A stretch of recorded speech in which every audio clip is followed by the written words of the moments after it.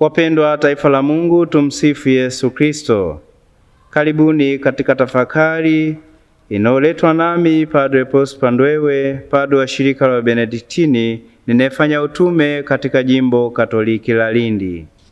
Tunasoma somo kutoka Injili ya Mathayo sura 18 aya 21 hadi 35.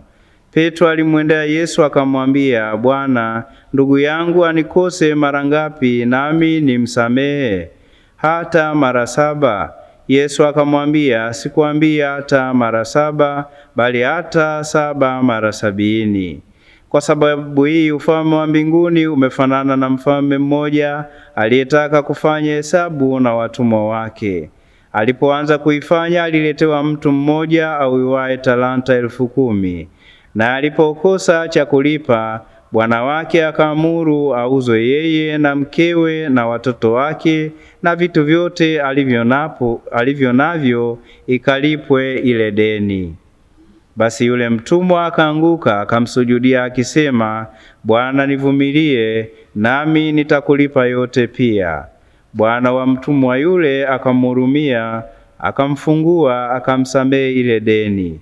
Mtumwa yule akatoka akamwona mmoja wa wajoli wake aliyemwia dinari 100. Akamkamata, akamshika koo akisema, nilipe uwiwacho. Basi mjoli wake akaanguka miguuni pake, akamsihi akisema, nivumilie, nami nitakulipa yote pia. Lakini hakutaka, akaenda akamtupa kifungoni hata atakapoilipa ile deni. Basi wajoli wake walipoyaona yaliyotendeka, walisikitika sana, wakaenda wakamweleza bwana wao yote yaliyotendeka. Ndipo bwana wake akamwita akamwambia, ewe mtumwa mwovu, na alikusamehe wewe deni ile yote uliponisihi. Nawe je, haikukupasa kumrehemu mjoli wako kama mimi nilivyokurehemu wewe? Bwana wake akaghadhibika, akampeleka kwa watesaji hata atakapoilipa deni ile yote. Ndivyo na Baba yangu wa mbinguni atakavyowatenda ninyi, msiposamehe kwa mioyo yenu kila mtu ndugu yake. Neno la Bwana. Wapendwa taifa la Mungu, msamaha unahitaji maandalizi. Kama kuna kitu kigumu katika maisha ni msamaha. Mengi tunayoshuhudia katika ulimwengu wa leo kama machafuko, vita na kadhalika, chimbuko lake ni kukosekana kwa msamaha. Kukosekana katika maisha kwaweza tokea, kukoseana katika maisha kwaweza tokea, lakini tunaalikwa kutengeneza mazingira ya msamaha. Mara nyingi tunachukulia kuwa aliyekosea ndiye anayetakiwa aombe msamaha. Kumbe hata aliyekosewa aweza chukua hatua ya kutaka mkao wa msamaha. Mtakatifu Fransisko wa Sale aliwahi kusema, kama mtu aking'oa jicho langu la kushoto, ningemtazama kwa wema na jicho langu la kulia.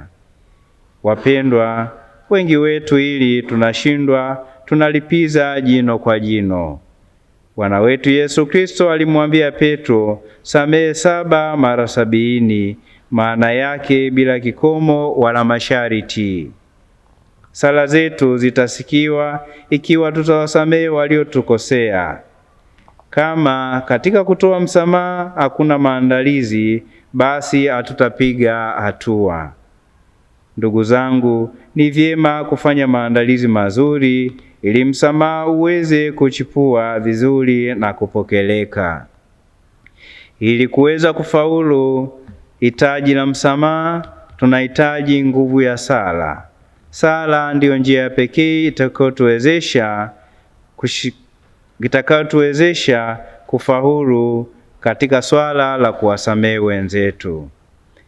Basi ndugu zangu wapendwa, mlikuwa nami Padre Prosper Ndwewe, padre wa shirika la Benediktini niliyowaletea tafakari hii na ninayefanya kazi katika jimbo la Lindi.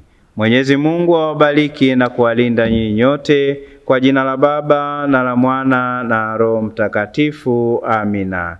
Tumsifu Yesu Kristo.